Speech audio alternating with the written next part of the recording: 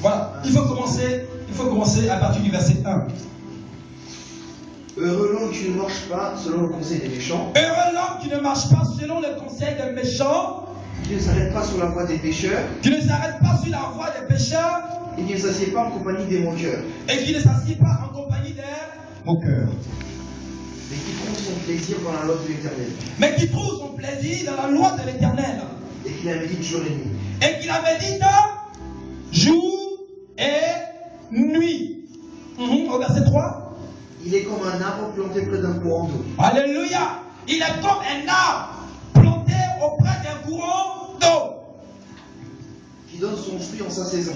Qui donne son fruit en sa saison. Et dont le feuillage ne se flétrit point. Et dont le feuillage ne se flétrit point. Tout ce qu'il fait lui réussit. Tout ce qu'il fait lui réussit. Il n'en est pas ainsi des méchants. Il n'en est pas ainsi des méchants. Ils sont comme la paille que le vent dissipe. Amen. Sois béni, c'est toi. Alléluia. Voici une parole qui vient pour authentifier la condition numéro 6. Les délices de la parole de Dieu. Dieu a dit à Josué de méditer jour et nuit. Et Psaume chapitre 1 nous dit aussi que ceux qui méditent la parole de Dieu, ils sont semblables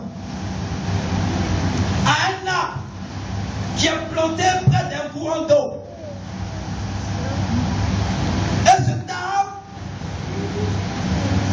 donne du fruit en sa saison. Et le feuillage de cet arbre est toujours vert. Pourquoi? Parce qu'il est planté près d'un courant d'eau. Alléluia.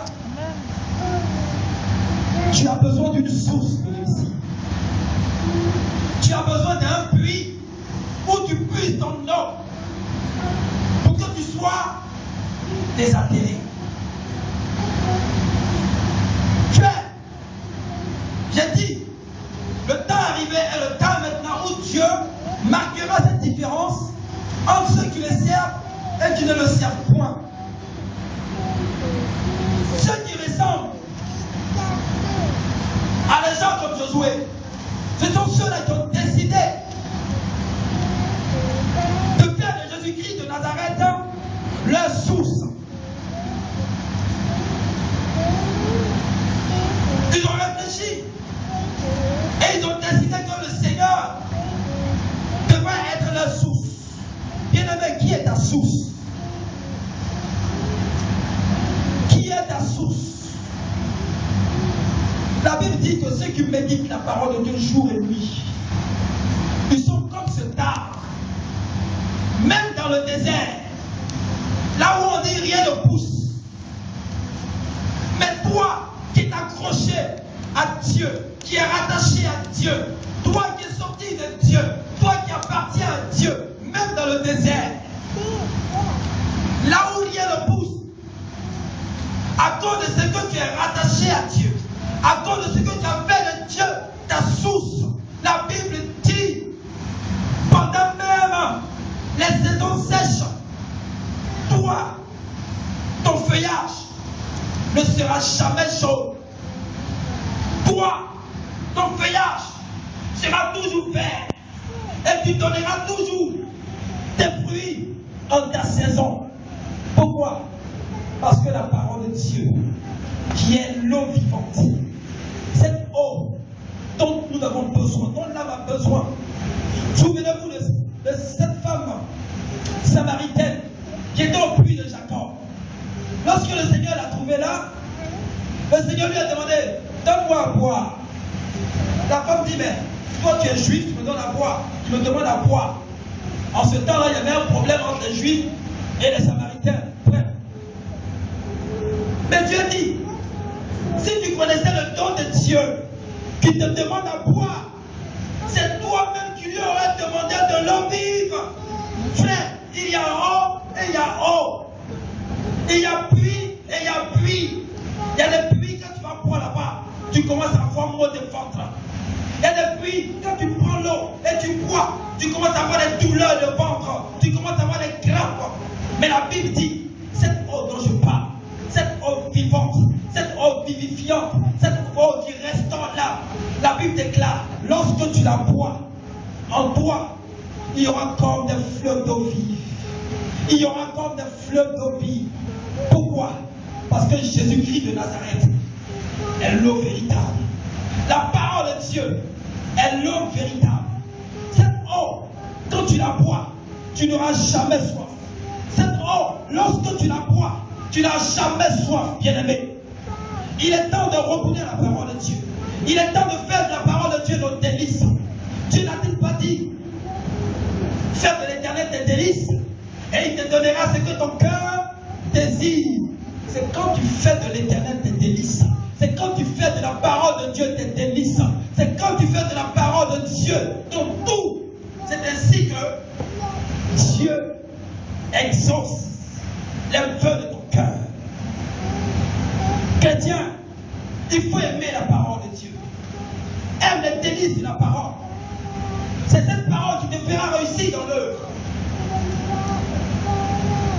À part la parole, je ne vois pas du tout ce qui peut te faire réussir. Tu vas être une grande femme d'affaires, tu vas aller par tout le monde, c'est bien. D'abord, il faut faire allégeance avec la parole. Il faut t'appuyer sur la parole. Il faut décider que la source de Jacob, Athalie, est la véritable source. C'est Jésus-Christ de Nazareth. Et fais de cette véritable source ta source. C'est ainsi que tu réussiras. Alléluia. Amen. Moi, je veux ressembler à cet arbre. Bien-aimé, Église de Jésus-Christ, aspirons à ressembler à cet arbre. Là où on dit il y a stérilité, mais quand toi tu viens dans cette même famille, tu accouches. Pourquoi? Parce que tu n'es plus greffé sur l'ancienne génération. Il y a une nouvelle génération maintenant. Et tu as été greffé sur cette nouvelle génération. La génération d'Abraham, la génération d'Isaac, la génération de Jean, la génération d'Anne, la génération d'Élisabeth, la génération d'Élie. Alléluia. Tu n'es plus greffé sur la génération de tes ancêtres dans le monde. Non. Même si on dit dans la famille, aucune fille ne se marie, aucun homme ne se marie. Mais bien aimé, cette parole n'est plus pour toi. Parce que tu as changé de mentalité, tu as changé de statut, tu as changé de royaume. Et dans le royaume où tu es, on dit là-bas, il y a mariage. Là-bas, il y a fécondité. Là-bas, il y a bonheur. Là-bas, il y a joie. Là-bas, il y a santé. Là-bas, il y a guérison. Alléluia. Les délices de la parole. La parole de Dieu nous rend capables. Elle nous rend forts. Elle nous donne la capacité de vaincre. La parole de Dieu, c'est l'épée de l'esprit. Et tant que tu manieras cette épée, tu auras toujours la victoire. Josué a compris. Lorsque Dieu lui parlait, c'est ainsi que l'homme de Dieu a manié l'épée de l'esprit, qui est la parole de Dieu. La Bible déclare que aucune nation n'a pas à résister devant Israël. Parce que la parole de Dieu était constamment mise en pratique. Amen. Église, faites de la parole de Dieu tes délices. Église de Jésus-Christ, faites de la parole de Dieu tes délices. N'écoute pas les discoureurs, n'écoute pas les contes de fées, n'écoute pas les philosophes, n'écoute pas ceux qui aiment bavarder pour rien, mais écoute la parole de Dieu. Reçois-la, et c'est ainsi que tu réussiras. Alléluia. Amen. Gloire à Jésus. Gloire à Jésus. Amen. Qui est béni ce matin. Amen. Oh, que Dieu soit loué. La septième et la dernière condition, c'est l'obéissance. La Bible dit, dans le livre de Samuel, l'obéissance vaut mieux que les sacrifices. Dans le monde, comme ils n'ont rien compris, ils aiment les sacrifices. Mais pour toi qui es révélé, tu n'as plus besoin de faire des sacrifices. Tu n'as besoin que d'obéir à la parole de Dieu. Dans tout ce que nous venons de lire, de Josué chapitre 1 au verset 1 jusqu'au verset 8. Bien aimé, Dieu a donné simplement les commandements. Les commandements. Il a donné que les commandements à Josué dans le but qu'il réussisse. Frère, je vais te dire ce matin que Dieu, son souhait, c'est que tu réussisses. C'est que ton homme prospère.